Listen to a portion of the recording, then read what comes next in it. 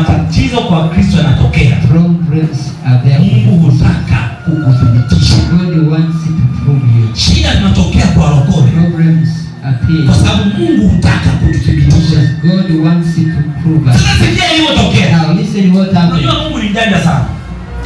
Yaani Mungu jamani. Yaani Mungu wakati anathibitisha hawa wana wa Israeli, proving the Israelites, anamthibitisha na Musa. He proved even Moses. Yaani anathibitisha hivi niko hapa kwenu. Yaani Mungu anaweza kaniweka hapa ananithibitisha. Anathibitisha ndiye na ndiye ananithibitisha. Mungu akamwambia Musa, hao watu wamechafuka bwana. These people have been. Lazima niwaue. I must kill them. Akasema